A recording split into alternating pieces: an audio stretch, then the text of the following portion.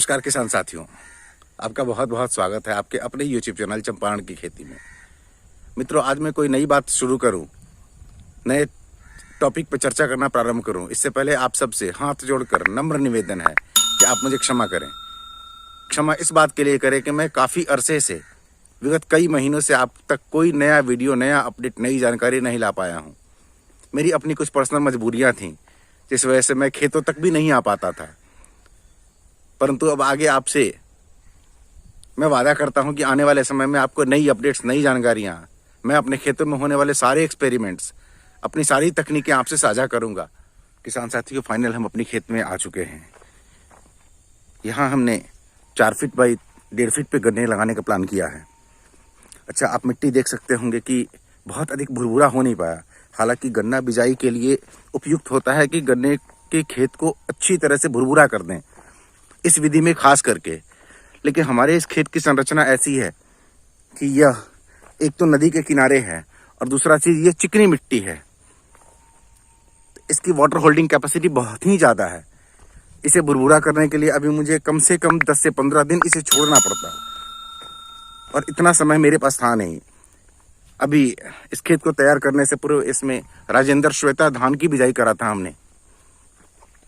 राजेंद्र श्वेता धान की हार्वेस्टिंग करने के बाद लगभग 3-4 दिन पहले ही इस खेत को तैयार किया गया है। इसमें सिंगल लाइन ट्रेंच विधि से एसटीटी मॉडल में 14-200 गन्ने की बिजाई आज हम करने जा रहे हैं। जगह जगह पर कुछ कुछ दूरियों पर आप देख सकते हैं कि जो ट्रेज हैं जिनमें हमने गन्ने के सीड को डाल के और पौध जमाया है, उसे हमने रख दिया है। और अब एक तरफ से लेबर्स जो हैं वो गन्ने की बिजाई शुरू कर रहे हैं। तो चलिए लेबर्स के पास लेकर चलते हैं और देखते हैं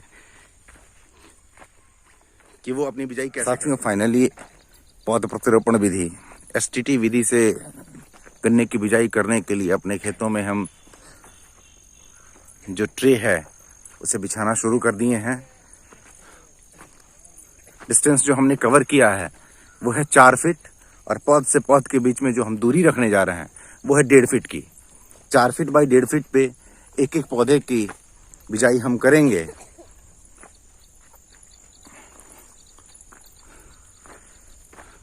समय के साथ बदलाव भी बहुत आवश्यक है।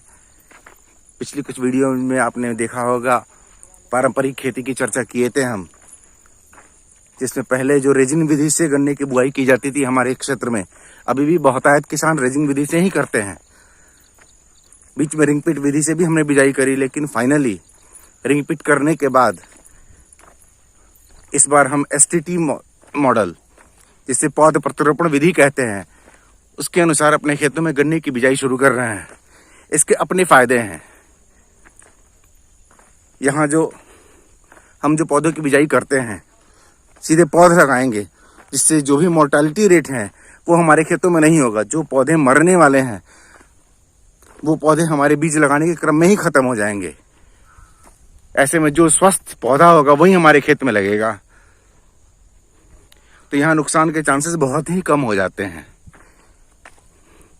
इसके अलावा इस विधि की सबसे अच्छी खासियत क्या है कि जो मिलेबल गन्ना है वो मिलेबल गन्ना आपको बहुत अच्छी मात्रा में मिलता है।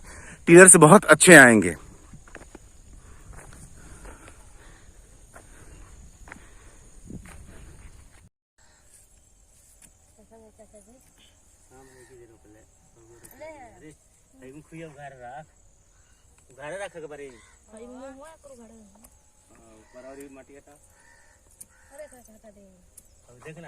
ठीक तो बा।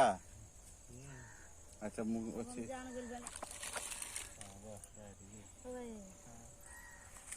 रोपले भी या फार्म में तो पर स्किन से रोपे ना।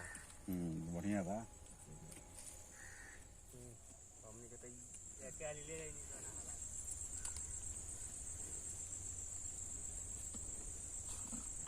तो जैसा कि हम देख सकते हैं, यहाँ किसी भी खुरपी या किसी यंत्र की आवश्यकता नहीं है, और ऐसे में एकदम हल्के हाथों से मिट्टी हटा के बस तैयार पौधे को रख दिया जाता है, और बहुत अधिक उसके ऊपर दबाव नहीं दिया जाता, जिससे कि जो छोटे छोटे रूट हैं सफ़ेद रंग के उन रूटों को प्रभावित ना किया जाए। बस हल्के हाथों से दबा दिया जाता है और इसी श्रृंखला में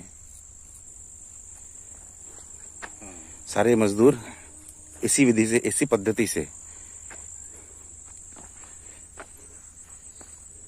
पौधों की बिजाई कर रहे हैं।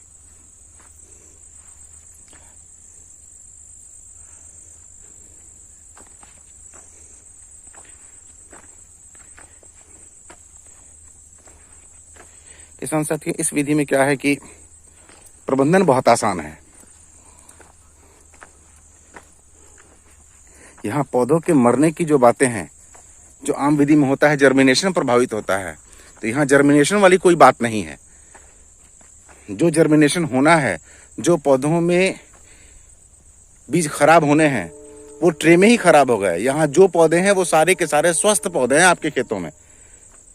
तो यहाँ यह चांस कि हमारे पौधे मर जाएंगे, यह बिल्कुल ही खत्म हो जाता है। हाँ, अब कोई प्राकृतिक आपदा आ जाए तब बात कुछ और है, उसमें कुछ किया नहीं जा सकता। बाकी कमोबेश ऐसी नॉर्मल परिस्थितियों में पौधे के मरने के चांस एकदम ना के बराबर होते हैं। अब अभी तुरंत जो पौधे की लगाई हुई है, इसमें सबसे पहली आवश्यकता क्या है कि पौधों के रूट को पानी मिल जाए।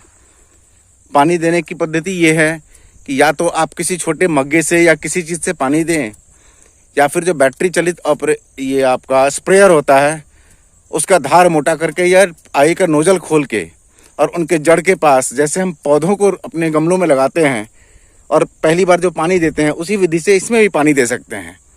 2-3 दिन ऐसी पानी देने के बाद फिर हल्का पानी इस पूरे नाले में लगाएंगे और नाले में उस पानी के साथ माइकोराइजा को भी छोड़ देंगे।